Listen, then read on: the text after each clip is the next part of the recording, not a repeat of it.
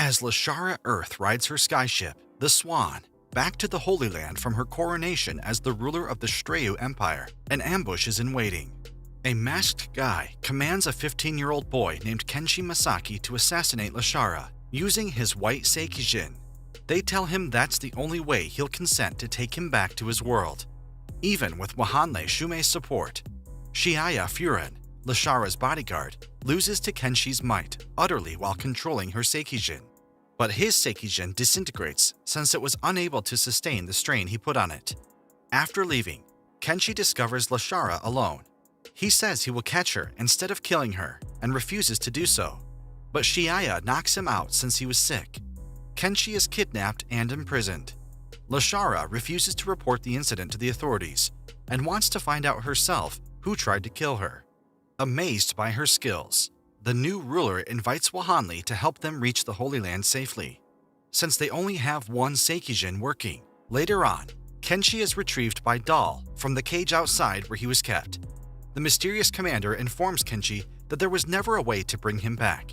He chooses to get rid of him because he couldn't get Lashara. Kenshi quickly dispatches his goons with his martial arts skills and leaps off the airship.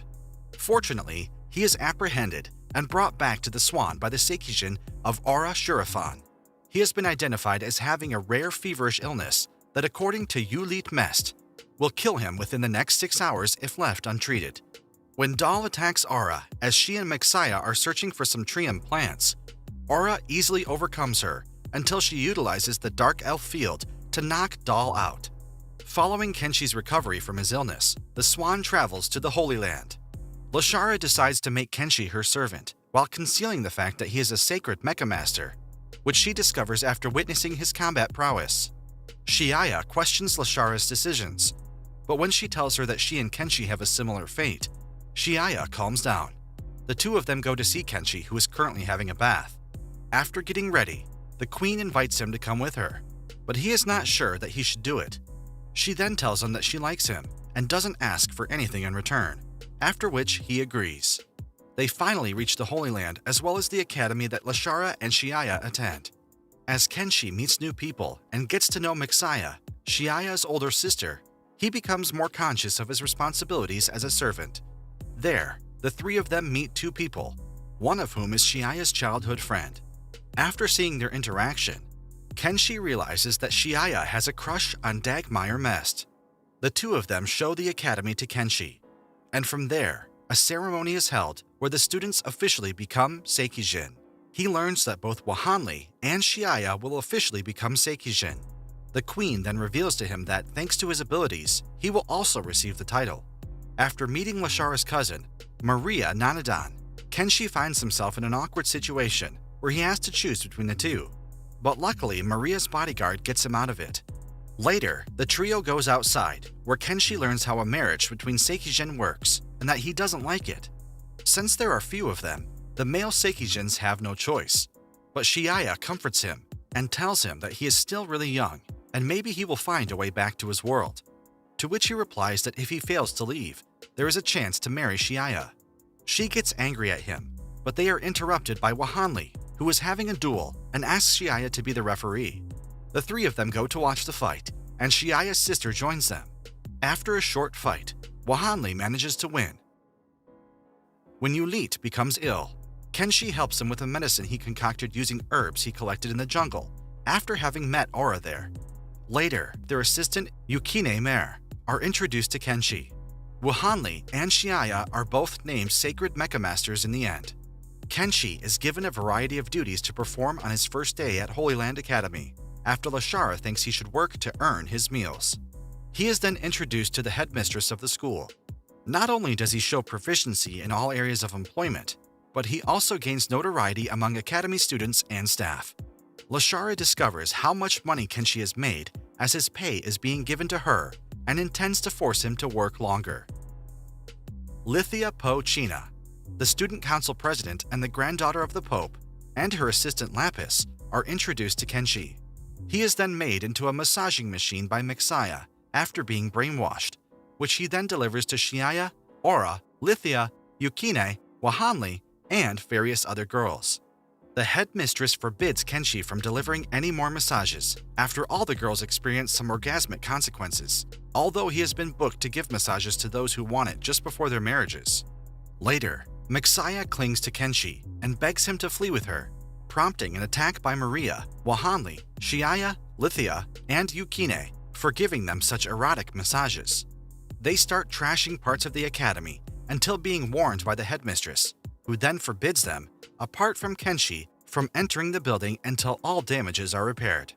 While working and going to the academy, Kenshi continues to serve Lashara. The girls do all of the damage repair, with Kenshi serving as their foreman and coach, with the exception of Lashara and Maria, who are not merely being pampered, but are so hopeless at physical labor so no one wants their help. Kenshi is being pursued by girls who have fallen for him, and Maria makes an effort to bring Yukine and Kenshi together after realizing how much love she has for him. While Shiaya and Kenshi discuss Kenshi's past with Lashara, as they rest from their hard work, Shiaya notices an injury on Kenshi's arm that he says they got while they were fixing it. Later, while sitting with Lashara, Shiaya remembers Kenshi's strange behavior and goes outside to find him. They find him while he's digging some stones. As they interrogate him, he explains that they are the crystals his sister's spaceship was built from. At that moment, the two of them confusedly ask Kenshi where his home is because it is not normal for anyone to have a spaceship. He only realizes it at that moment and then remembers that his sister hypnotized him to keep the secret about their spaceship. The three then assume that he is actually from the future. While arguing with him, Shiaya accidentally tears Kenshi's necklace that his sister gave him and promises to fix it. She is looking for help everywhere, but no one knows how to fix her. Then Maria tells her just to get a new necklace, to which she agrees. During this time, Kenshi is trying to catch thieves. While chasing them, he meets Dagmeier, who tells him where one of the thieves went, and the other one turns out to be Dagmeier's friend, who brought something to Dagmeier. Kenshi catches up with the other thief, who knows that Kenshi is from another world, and uses the boy's confusion to escape. Chasing after him, Kenshi meets Mixaya. Kenshi starts attending the academy and ends up in the same class as Maria. He gets along well with all the girls, but the guys don't really like him. After sparring with the professor where he showed his skills, a group of guys challenges him to a fight, but he easily defeats them. After that, they left him alone, and he continues to help everyone as before. Shiaya replaces his necklace with a hand-woven cord composed of red string that has been intertwined. She is later informed that the crimson string represents love, much to her dismay, and she tries to retract it. Kenshi is still being pursued by every girl, especially now that he has joined the student council. Kenshi quickly flees once Mixaya decides to abduct him for herself. By working together and in huge numbers, the female upperclassmen and lower-class women create an alliance in hopes of taking Kenshi. Later, with Kenshi's freedom on the line, the girls and Kenshi engage in a competition in the forest that involves gathering ingredients from the area and preparing a hot pot dish. The contest is decided by Kenshi versus Aura because none of the other females can discover any food that is edible, and Kenshi prevails, although the secret ingredients of his success shock everybody but Aura. Summer vacation has arrived, and the students are allowed to go on journeys or visit family, which Cirrus and Kenshi both want. Although she didn't want to go anywhere at first, Lashara's Aunt Flora, who is also the Queen of Havaniwa, invited her and her friends to come on vacation with her. At first, Lashara planned to refuse the invitation, but her aunt blackmailed her, and now she has to come. With her, in addition to Kenshi and Shiaya, Maria, Flora's daughter, Venange, Lithia, Dagmeier, and Aura are also going. While on their way, Kenshi sees Cirrus and overhears his conversation with a woman. After Cirrus realizes that Kenshi is there, he explains to him that he has come to be with his girlfriend, whom he is not allowed to be with due to his status. Kenshi promises to keep the secret and then leaves. Soon, they reach Flora, who welcomes them. Then Wahanli and Flora find out about Cirrus' secret and decided not to do anything because of Kenshi. During that time, Cirrus is with her girlfriend in the villa where the woman from earlier took them. It turns out that this woman is part of a group of bandits sent to kill Cirrus and Dagmeier, and Cirrus' girlfriend hears that. Unaware that something is brewing, Flora and the others organize a pillow fight, and Kenshi wins. The next day, while wandering through the forest, Kenshi rescues Cirrus' girlfriend, who is being chased by bandits. She explains to him that Cirrus and Dagmire are the targets of the bandits. So together, they go to the others to inform them. The others are already attacked, but Kenshi defeats the bandit. Shiaya wants to check if Dagmire is okay, and in his room, he asks one of the bandits to take him to their leader because he wants to hire them. Meanwhile, Kenshi goes to Flora to find Wahanli's robot, because without it, they cannot defeat Seikijin who attacked them. He succeeds in this, saving his friends, and they are now coming up with a plan to save Cirrus and Dagmire. During this time, Dagmire is negotiating with the bandit leader, who agrees to work for him. The group arrives and uses a diversion to save their friends, and Kenshi manages to persuade the others to approve of the relationship between Cirrus and his girlfriend. Summer break is over, and everyone is back at school. Kenshi spots a girl stealing a classmate's watch and stops her. She turns out to be part of the group that attacked Kenshi earlier and tried to capture Cirrus and Dagmire. Dagmire managed to help the bandits enter the Holy Land.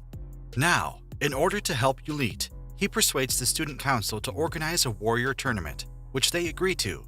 All the students try to qualify, and the list of participants is finally presented. And among the competitors are Dagmire, Aura, and Kenshi. The queen tries to organize a betting house for the tournament, but since most people bet on Kenshi, her plan fails. In order to prevent them from manipulating Kenshi, Mixaya decides to stay with him until the start of the tournament.